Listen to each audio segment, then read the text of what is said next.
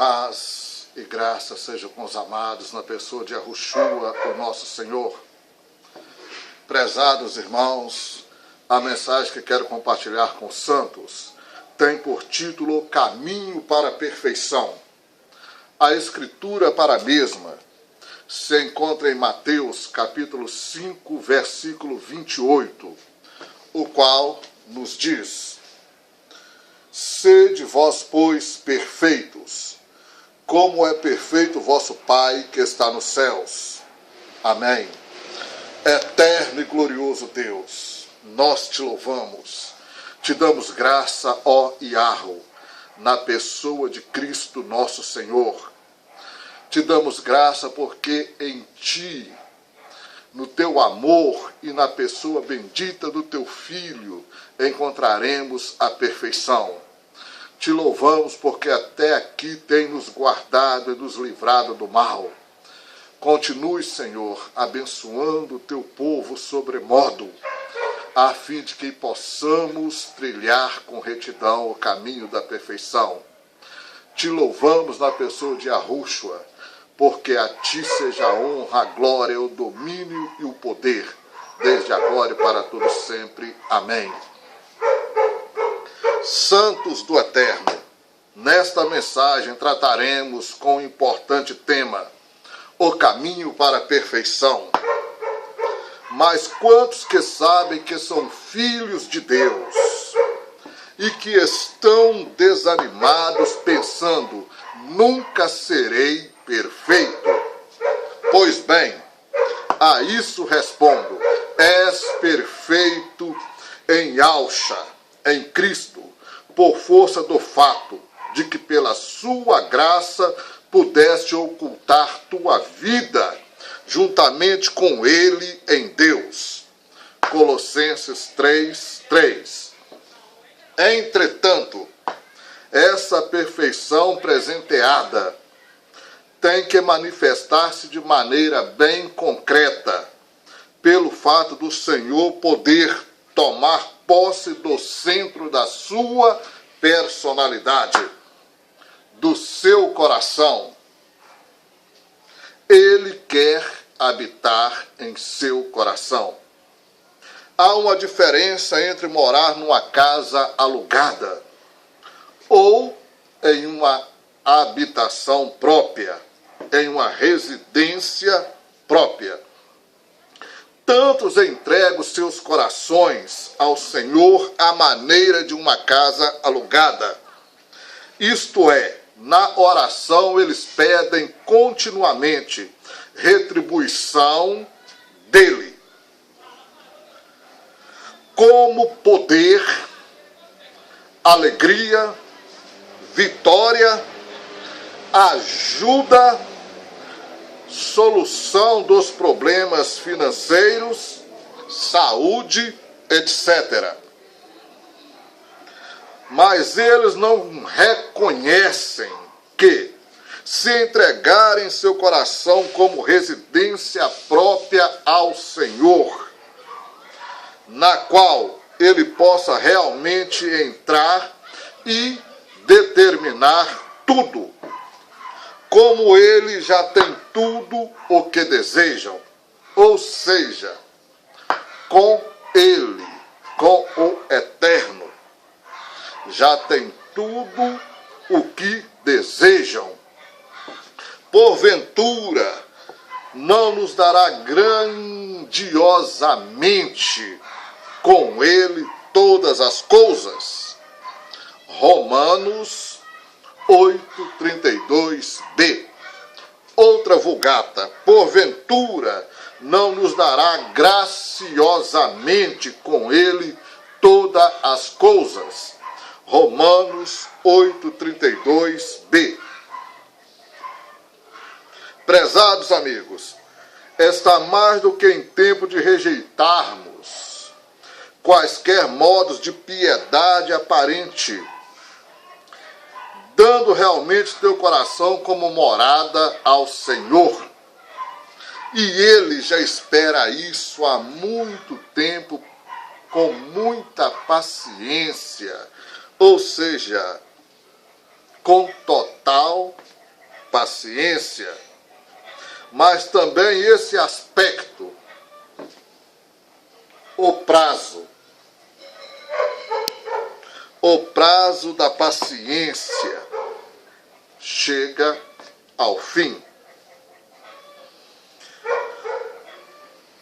A graça tem um limite estabelecido, mas também nesse aspecto o prazo da graça chega ao fim.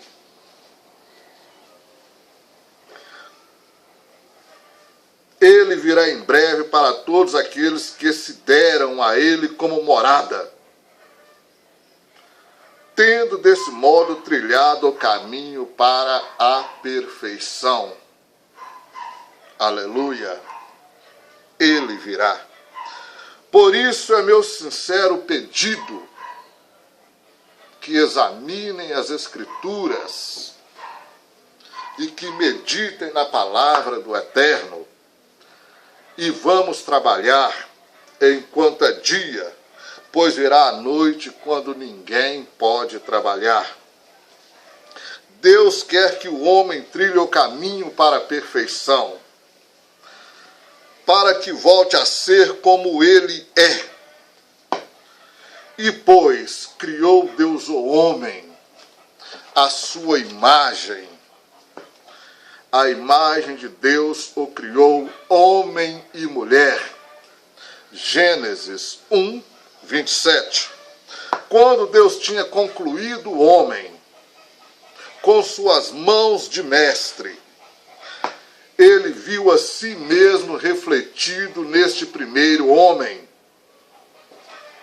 Aleluia! E viu Deus tudo quanto fizera, e eis que era muito bom. Gênesis 1, verso 31. Esses primeiros homens devem ter sido extraordinariamente bonitos, mas eles perderam a imagem de Deus por causa do pecado. Sim, por isso, Deus enviou seu Filho unigênito para a redenção do homem do pecado e para a sua restauração na imagem de Deus.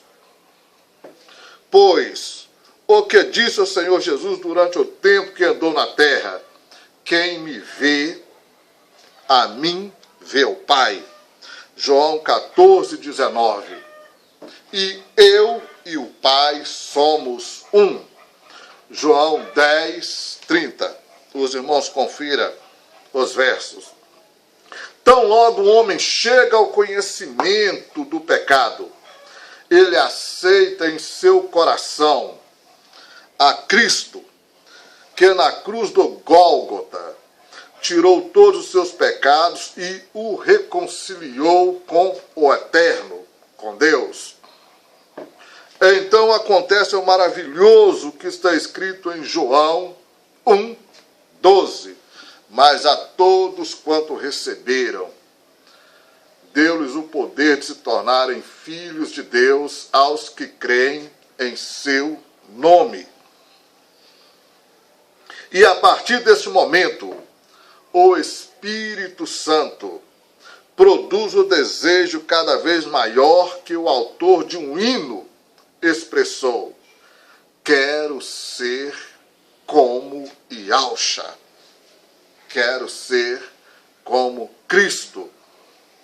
Esse é o caminho para a perfeição, pois quando chegarmos ao alvo e estivermos com Ele, o que ansiamos, seremos semelhante a Ele, porque havemos de vê-lo como Ele o é. 1 João 3, 2b. Os irmãos confiram. Deus, o Senhor, utiliza esse caminho para a perfeição através de Cristo, por intermédio do Espírito Santo, já fazendo morada aqui na terra naqueles que o amam. Aleluia! Sua maravilhosa promessa a esse respeito é: respondeu-lhe Jesus, se alguém me ama, guardará a minha palavra, e meu Pai o amará. E viremos para ele e faremos nele morada. João 14, 23. Se bem que não podemos explicar racionalmente esse milagre, o Senhor nos deu modelos para que possamos compreendê-los na fé. Desse modo, fazemos bem em olhar para Sião, ou seja, para Jerusalém, onde a perfeita vontade de Deus com relação à sua morada, ao seu templo, nos é apresentada de forma profeticamente. Através da análise do templo, da morada de Deus na antiga aliança profeticamente, como em figuras, como devemos ser como morada do Eterno, para que o Senhor possa habitar nela e nos correspondamos assim à sua vontade perfeita. E agora, através da fé, pelo fato de guardar a sua palavra e o amarmos, ao invés do figurado, experimentaremos o verdadeiro, como é dito, por exemplo, em João 16, 29 e 30a. Disseram os seus discípulos, agora é que falas claramente, e não empregas nenhuma figura. Repito, disseram os seus discípulos, agora é que falas claramente, e não empregas nenhuma figura. Agora vemos que sabemos todas as coisas. Sim, de fato, podes ver com os próprios olhos que o figurado se torna verdadeiro, à medida da sua obediência de fé, que o próprio Senhor, através do Espírito Santo, realmente habita em ti, que és uma morada de Deus. Aleluia! Tu és uma morada de Deus. Sobre a boa, agradável e perfeita vontade de Deus. Ao falarmos do caminho para a perfeição, devemos procurar e reconhecer e fazer a vontade perfeita de Deus. Pois, como é sabido, a vontade de Deus em 3 diferentes níveis. Em Romanos 12, 2 está escrito a respeito: e não vos conformeis com este século, mas transformai-vos pela renovação da vossa mente, para que experimenteis qual seja a boa, agradável e perfeita vontade de Deus. Bem com vista ao fato de Deus querer fazer morada em nós, vemos bem claramente esses 3 níveis da vontade de Deus. Encontramos, por exemplo, a boa vontade de Deus no Salmo 132, no verso 13. Pois o Senhor escolheu a Sião, preferiu-a por sua morada. A Vulgata, revista e corrigida, diz: desejou-a para sua habitação, aplicado à tua situação. Aplicada à tua situação. Deus anseia habitar em ti. Ele te deseja para a sua habitação. No verso seguinte, Salmo 132, 14. temos diante de nós a agradável vontade de Deus. Este é para sempre o lugar do meu repouso. Aqui habitarei, pois o preferi. Aleluia. E em Hebreus 3:6 lemos: Cristo, porém, como filho, sobre a sua casa, a qual casa somos nós, se guardarmos firmes até o fim a ousadia e a exultação da esperança. Nisso podemos reconhecer a perfeita vontade de Deus. O profeta Zacarias, em Zacarias 2:10-11, fala a respeito: cantai e exultai, ó filha de Sião, porque eis que venho e habitarei no meio de ti, diz o Senhor. Naquele dia muitas nações se ajuntarão ao Senhor e serão o meu povo. Habitarei no meio de ti, e saberás que o Senhor dos exércitos é quem me enviou a ti. Aleluia. Essa profecia com respeito ao futuro de Israel tem profundo significado com relação à vontade perfeita de Deus para a Igreja de Cristo atuante ou atualmente. Deus tem desejo de habitar nela. A boa vontade de Deus, conforme lhe agrada. Ele não somente quer habitar eternamente nos seus comprados pelo sangue, a agradável vontade de Deus. Pois aqui está dito: porque eis que venho e habitarei no meio de ti, diz o Senhor. Essa é a perfeita vontade de Deus. Nesse ponto de vista, a exortação do Senhor em Mateus 5:48 fica cada vez mais clara para nós.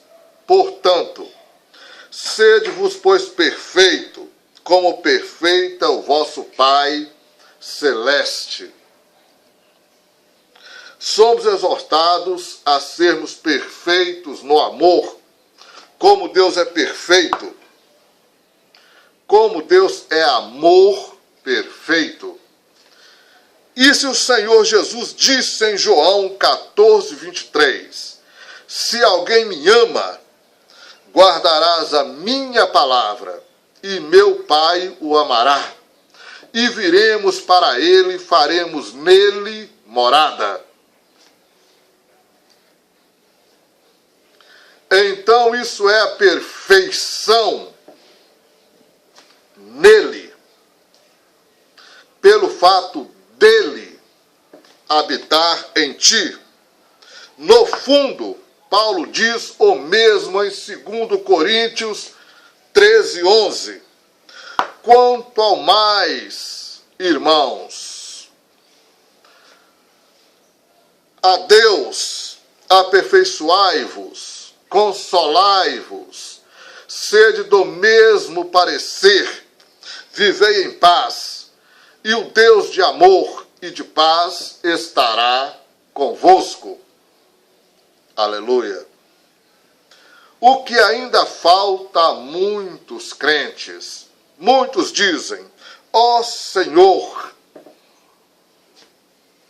Senhor, faz morada em mim. Não é? Mas a maioria não sabe o que isso realmente significa. E tu avaliaste o preço? Pois bem, o que dirias se eu chegasse agora à tua casa, à sua residência, à tua própria casa e disseste: a partir deste momento eu vou morar aqui?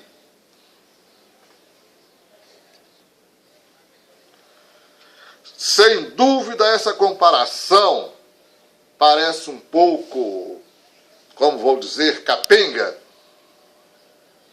Mas lembre bem, se o próprio Senhor vier e fizer morada em ti, então isso significa a entrega de tudo aquilo que és e tem. Não é verdade? De tudo aquilo que és e tem, deves fazer uma entrega total. Pois bem, está claro para ti o que significam as palavras de Jesus. E viremos para ele e faremos nele morada. A partir do momento em que disserem sim, ele entra em ti, lhes dá completo direito de dispor sobre tudo que tu mesmo determinaste sozinho até agora. É o que vamos mostrar, por exemplo, a conhecida história do jovem rico, em Mateus capítulo 19, verso 16 a 23. E eis que alguém, aproximando-se, lhe perguntou: Mestre, que farei para alcançar a vida eterna? Respondeu-lhe Cristo: por que me perguntas acerca do que é bom? Bom só existe um. Se queres, porém, entrar na vida, guarde os mandamentos. Ele perguntou: quais? Respondeu Jesus. Mas Jesus, fitando o amor, disse: se queres ser perfeito, vai, vende os teus bens, dá aos pobres, e terás um tesouro no céu. Depois vem e siga-me. Tendo, porém, o jovem ouvido essas palavras, retirou-se triste, por ser dono de muitas propriedades. Então disse Jesus a seus discípulos: em verdade vos digo, que um rico dificilmente entrará no reino dos céus. Replicou-lhe o jovem: tudo isso tenho observado, que me falta ainda? Disse-lhe Yauxa: se queres ser perfeito, vai, vende teus bens, dá aos pobres, e terá um tesouro nos céus. Depois vem e siga-me. Não é? Esse jovem veio com anseio ao endereço certo. Repito, esse jovem veio com anseio ao endereço certo. Ele foi a Cristo. E ele também fez a pergunta certa: que farei para herdar a vida eterna? Marcos 10, 17. Ele também recebeu do Senhor a resposta certa, segundo o Antigo Testamento: guarda os mandamentos, se quiseres ser justo com os teus atos diante de Deus.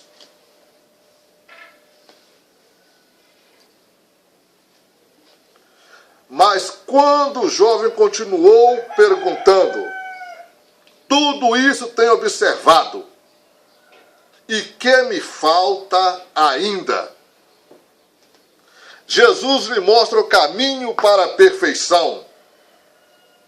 O caminho para a perfeição não é nenhum esforço, mas completa entrega de tudo.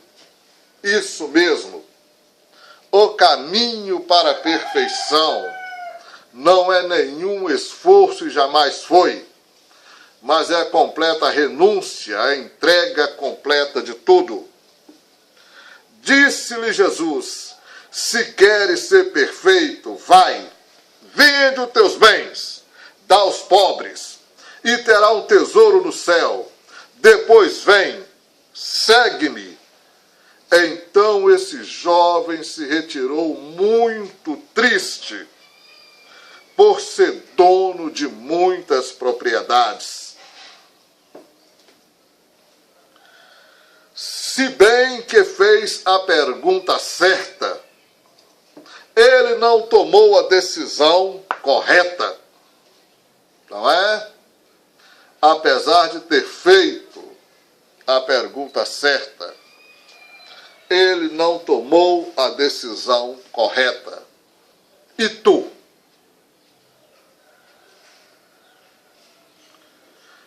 Queres seguir o caminho para a perfeição? Fazendo a pergunta de outra forma, queres tornar-te uma morada do Eterno, uma morada do Senhor? Se realmente estiveres disposto a ser tão perfeito, realizarás o que diz Hebreus 6:1. Por isso, pondo de parte os princípios elementares da doutrina de Cristo, deixemo-nos levar para o que é perfeito, ou seja, para a entrega completa. Isso significa concretamente não somente que ele habitará contigo, mas que fará morada no meio de ti. Canta e exultai, ó filha de Sião, porque eis que venho e habitarei no meio de ti, diz o Senhor. Naquele dia muitas nações se ajuntarão ao Senhor, e serão o meu povo, habitarei no meio de ti. Como dissemos, devemos lembrar que o cumprimento desta maravilhosa promessa ainda está para acontecer para Israel. Mas que para nós, como membro do corpo de Cristo, confiram 1 Coríntios 6:15, Efésios 5:30, ela já está acontecendo, ela já é, e já cremos nela, como está escrito em Efésios 3:17. E assim habitarei, Cristo nos vossos corações, pela fé, estando vós arraigados e alicerçados em amor. A versão da Bíblia Viva diz: e oro para que Cristo se sinta mais e mais à vontade em seus corações, morando em vocês. Oh, glória! Isso é, de fato, maravilhoso. Uma grande dádiva. Cristo morar em nossos corações. É esse o teu caso? Pergunto, é esse o teu caso? Disseste sim a isso, permitindo que ele habitem em teu meio. Se é assim, então ele domina o centro, o meio em ti. Então ele habita, penetra e domina no verdadeiro centro da sua personalidade. Mas o que isso significa, consequentemente, é acentuado em Romanos 8:9-11, onde se cumpre a palavra de Cristo. Viremos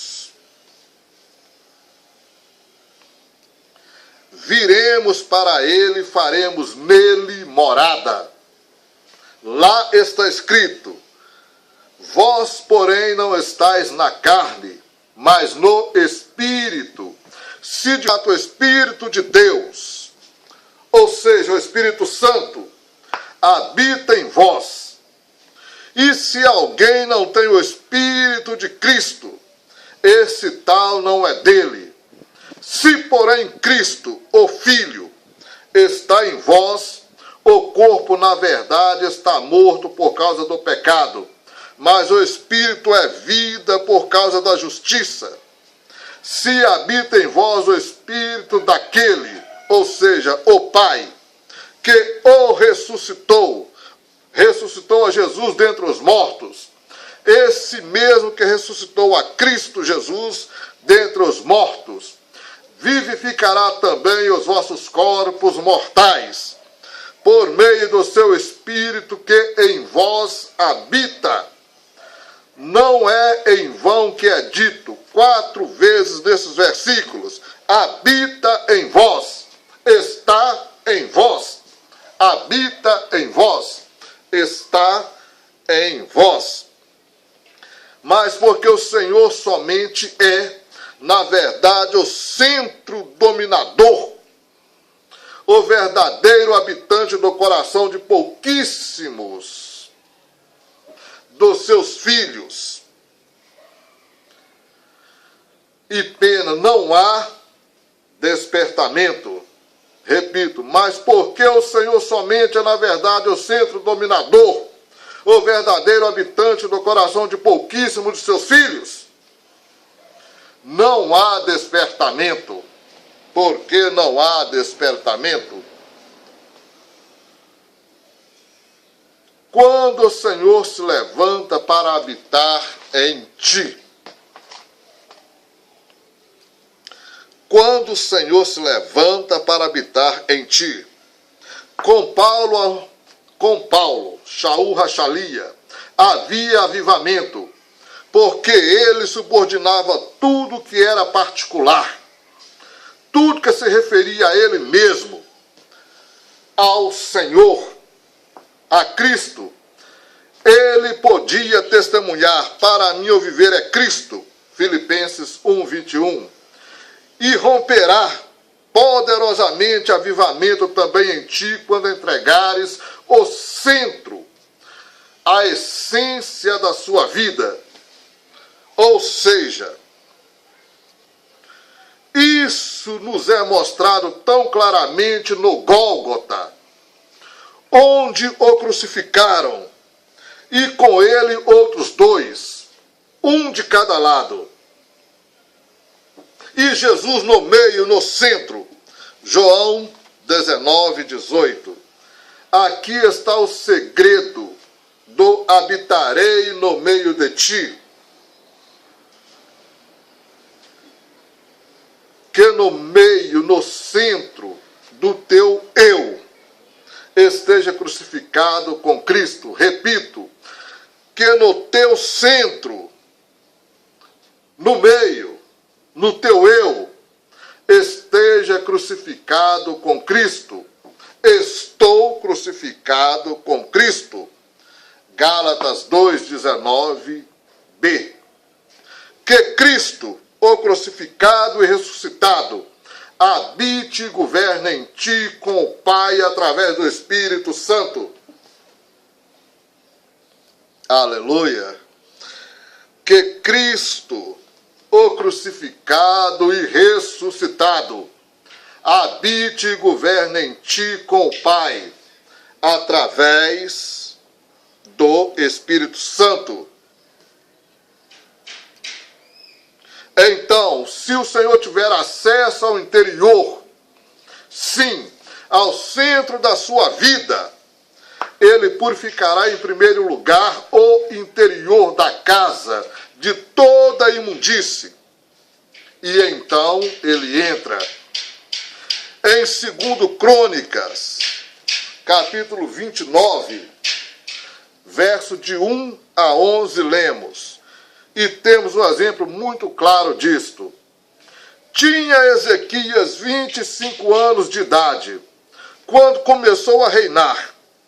Fez ele o que era reto perante ao Senhor, segundo tudo quanto fizera Davi seu pai. No ano 1º de seu reinado, no 1º mês, abriu as portas da casa do Senhor e as reparou. trouxe os sacerdotes e os levitas, ajuntou-os na praça oriental, e lhes disse: ouve-me, ó levitas, santificai-vos agora e santificai a casa do Senhor, Deus de vossos pais. Tirai do santuário a imundície, porque nossos pais prevaricaram e fizeram o que era mal perante o Senhor nosso Deus, e o deixaram desviar os seus rostos dos tabernáculos do Senhor, e lhes voltaram as costas. Também fecharam as portas do portico, apagaram as lâmpadas, não queimaram incenso, nem ofereceram holocausto nos santuários ao Deus de Israel, pelo que veio grande ira do Senhor sobre Judá e Jerusalém, e os entregou ao terror, ao espanto e aos assobios, como vós o estáis vendo com os vossos próprios olhos, porque eis que nossos pais caíram à espada, e por isso nossos filhos, nossas filhas e nossas mulheres estiveram em cativeiro. Agora estou resolvido a fazer aliança com o Senhor Deus de Israel, para que se desvie de nós o ardor da sua ira. Filhos meus, não sejais negligentes, pois o Senhor vos escolheu para estardes diante dele, para o servirdes, para serdes seus ministros e queimardes incenso. Prestem bem atenção. Essa era a situação sob Ezequias, tão profundamente exemplar para nós. Tratava-se da habitação do templo de Deus, do qual o Senhor tinha se retirado. Por quê? Porque os motivos eram muito graves. Sim, os motivos eram graves. Primeiro, imundícia. Confira no verso 5. A imundícia estava reinando. Segundo, perda da comunhão com o Senhor. Verso 6. Terceiro, não havia mais luz, nem oração e nem sacrifício. Verso 7. Em resumo, o próprio Senhor não estava mais presente. E o causador disso, entretanto, tinha sido o pai de Ezequias, o rei Acás, um rei ímpio de Israel. Lemos em 2 Crônicas 28, 24 a 25. Ajuntou a casa os utensílios da casa de Deus, fê-los em pedaços, e fechou as portas da casa do Senhor, e fez para si altares em todos os cantos de Jerusalém. Também em cada cidade de Judá fez altos, para queimar incenso a outros deuses. Assim provocou a ira ao Senhor, Deus de seus pais. Nesta luz, pensemos mais uma vez na séria palavra em 1 Coríntios 3, 16 a 17. Não sabeis que sois santuários de Deus, e que o Espírito de Deus habita em vós? Se alguém destruir o santuário de Deus, Deus o destruirá. Porque o santuário de Deus, que sois vós, é sagrado.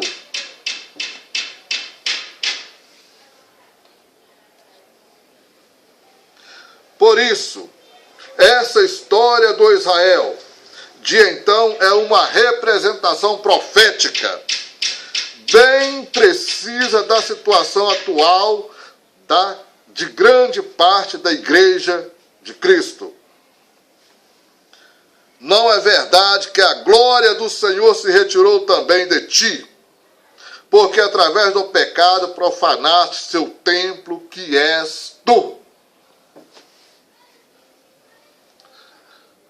Repito, não é verdade que a glória do Senhor se retirou também de ti, porque através do pecado profanaste seu templo, que és tu.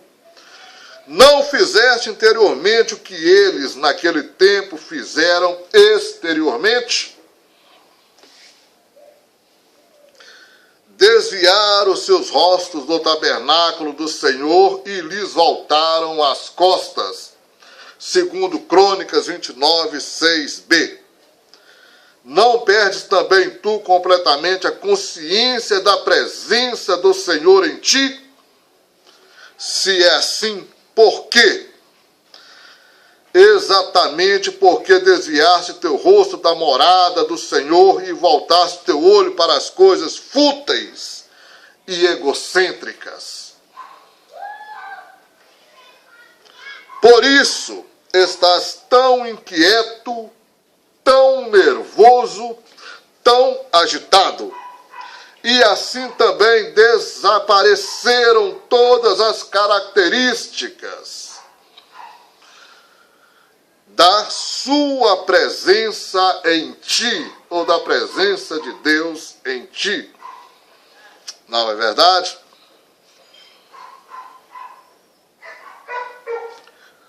Se é assim, por quê? Exatamente porque desviaste teu rosto da morada do Senhor e voltaste a olhar para as coisas fúteis e egocêntricas deste mundo. Por isso estás tão inquieto, tão relutante, tão nervoso e tão agitado. E assim também desapareceram todas as características da presença do Eterno em ti. Isso tem acontecido constantemente no meio do povo de Deus.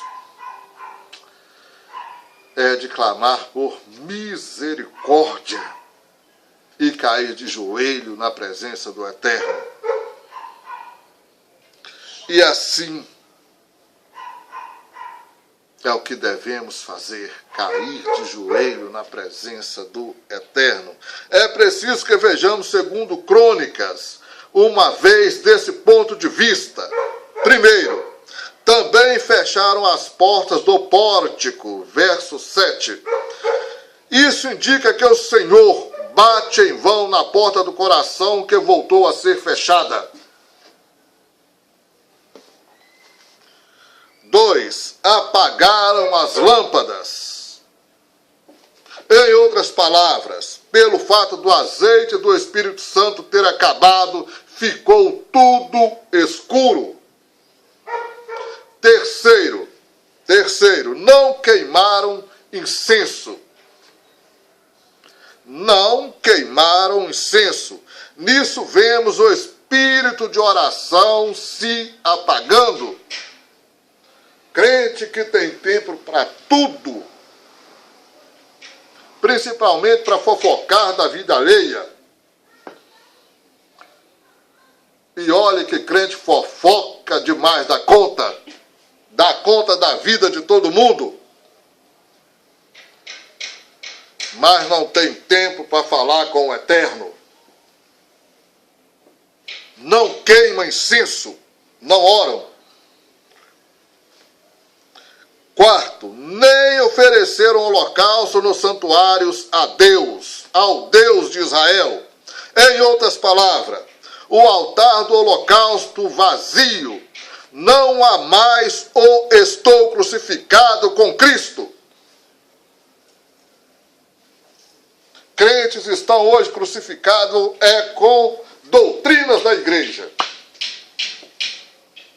É com o diz-e-me-diz desses pastores que não estão comprometidos em ensinar as Escrituras. Não ensinam as Escrituras. Não ensinam as verdades contidas na palavra do Eterno. Como como foi exteriormente no Israel de então, em ti não deixaram de aparecer as funestas consequências interiores. Para iluminar tal fato, analisemos os 2 versículos seguintes de 2 Crônica 29. Pelo que veio grande ira do Senhor sobre Judá e Jerusalém, e os entregou ao terror, ao espanto e aos assobios, como vós os estáis vendo com os vossos próprios olhos. Verso 8. Trata-se desses graves confrontos que, no fundo, se assovia, se caçoa diante da tua vida de fé, porque não é aquilo que aparenta ser.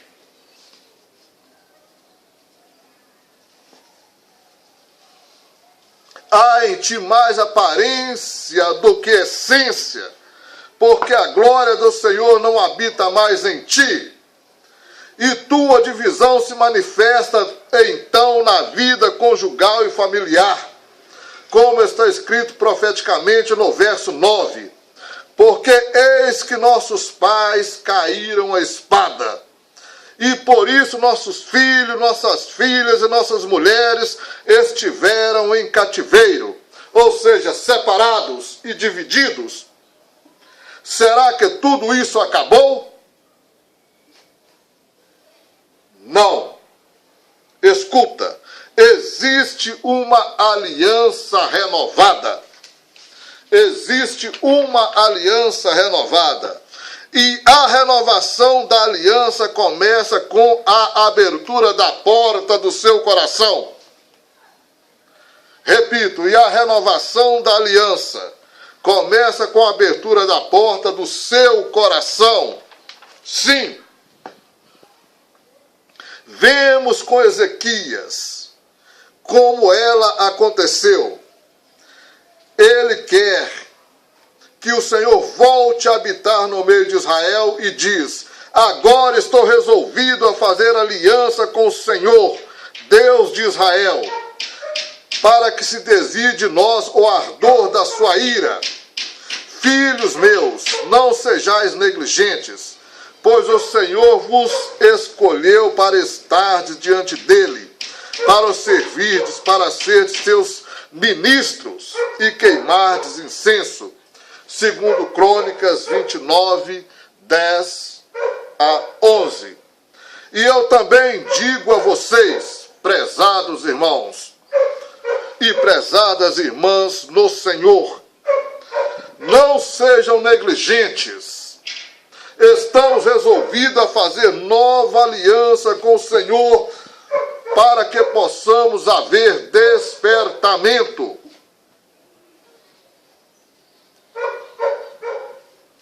Onde nosso Senhor faz morada, Ele também quer reinar.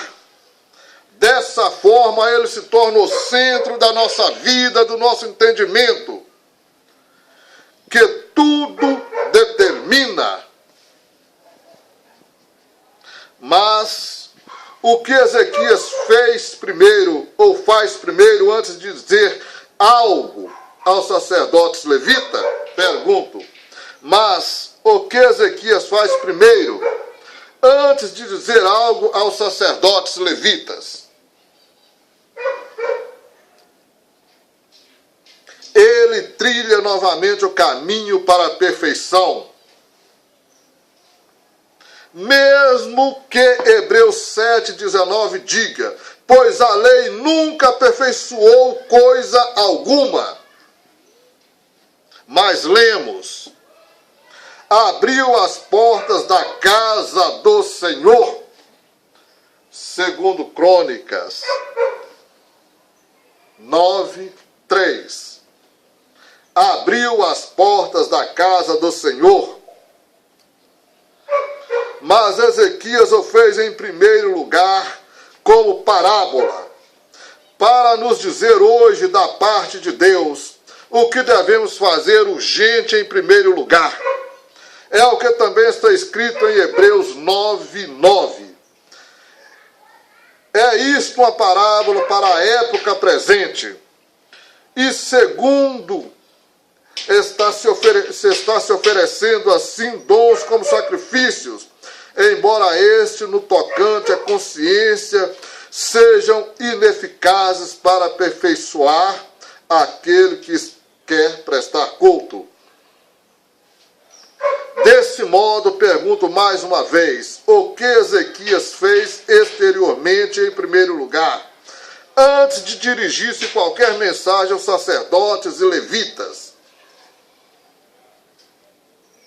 O que Ezequias fez? Em primeiro lugar, antes de dirigir qualquer mensagem aos sacerdotes e levitas, ele fez o que também tu tens que fazer agora em primeiro lugar. Tu tens que ser uma bênção, um instrumento de avivamento para os que estão à sua volta. De Ezequias está escrito, no primeiro do seu reinado, no primeiro do seu reinado, no primeiro mês, abriu as portas da casa do Senhor e as reparou. Muitos dos crentes, em parte inconscientemente, fecham as portas do templo do coração. Muitos dos crentes, em parte inconsequentemente, fecham as portas do templo do coração.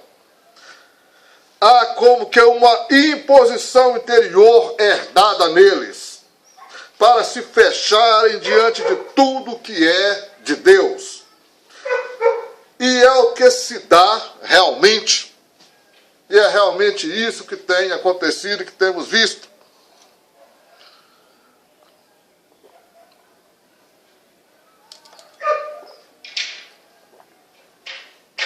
Esse espírito de resistência em ti, essa reserva diante do Senhor que bate, porém, foi herdada dos teus pais e antepassados, pois o Senhor diz em Êxodo 20, verso 5, porque eu sou o Senhor teu Deus, Deus zeloso,